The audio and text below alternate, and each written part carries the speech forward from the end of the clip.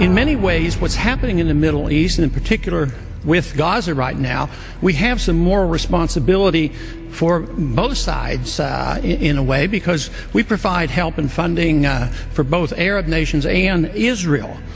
And so we definitely have a moral responsibility, and especially now today, the weapons being used to kill so many Palestinians are American weapons, and American funds essentially are being used for this.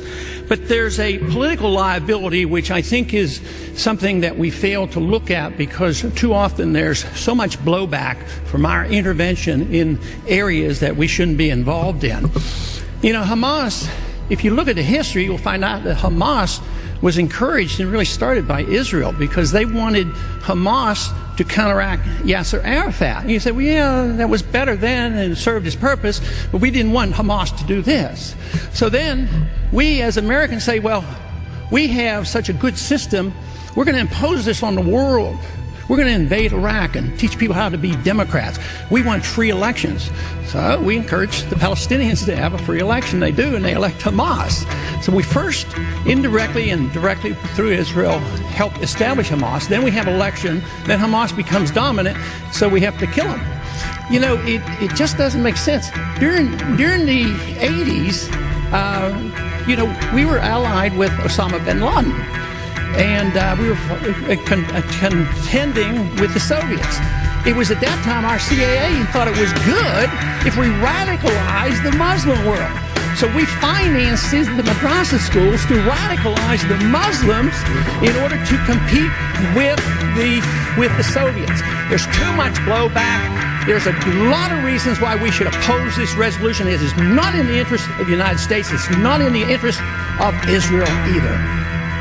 This style of short-term goal politics in the region is, of course, nothing new.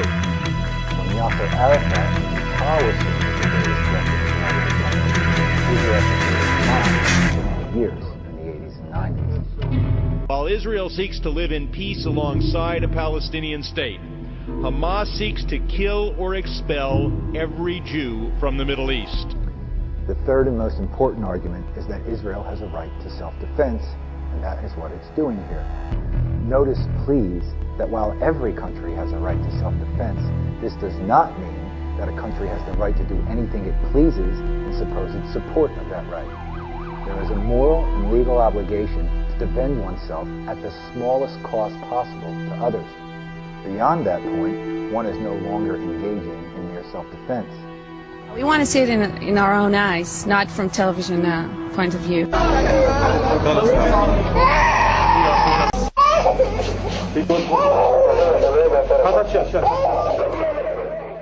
They chose Hamas to rule them. It's their fault. They got it to where it is now, not us. But don't you think it'll get worse by bombing them? No, I think that's the only solution. I think they should just clear off all the city. Just take it off the ground.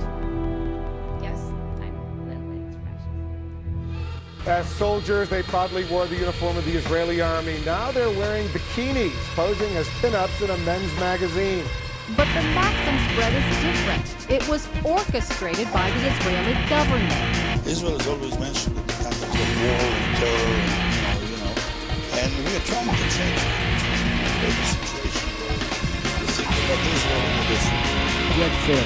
And speaking of freedom being in the march, the only thing on the march is Iran. It's closer to a bomb. Its proxies now have a major stake in Lebanon as well as in the Gaza Strip of Hamas.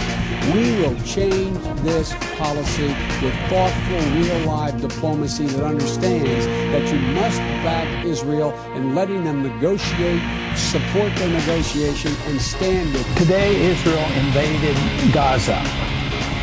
They had been warning about this all along. Everybody anticipated it, and it finally happened. But to me, it's a pretty sad day for the whole world, because it just means that the whole idea of preemptive, preventative war is spreading.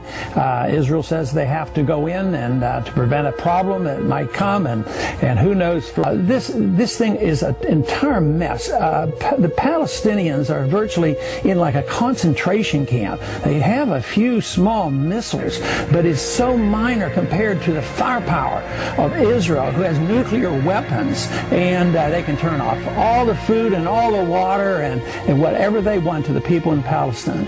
And yet we are going to have to accept some of the moral responsibility for this. Now, one thing I'm concerned about is our government now is starting to say, well, you know, quite possibly the Iranians had something to do with this to egg on Hamas. Yeah, it could be. It might be the case. But this whole idea that we shouldn't have foreign powers involved, when you think of us being involved in Israel, is sort of an academic issue right now. But this to me is something that is going to spread. It's very, very serious. And the Middle East is a powder keg. And unfortunately, nobody sees an easy way out of the Middle East crisis that is ongoing right now. Because we're so heavily biased in favor of Israel, and the whole world knows it, and they're astounded by it. They can't comprehend why America, with its great cherished traditions, would close its eyes to the dreadful punishment that we have enabled Israel to inflict on virtually defenseless people. I spoke with the head military lawyer for the IDF, Joel Zinger, and I said, you know, I spent 2 weeks here. It's clear you people are inflicting Nuremberg crime on the Palestinians. Exactly what the Nazis did to the Jews. What's your explanation? He said, military necessity. Notice, he didn't disagree with me. I said, that argument was rejected at Nuremberg when the lawyers for the Nazis made it. So then he said, well, we have public relations people in the United States, and they handle these matters for us.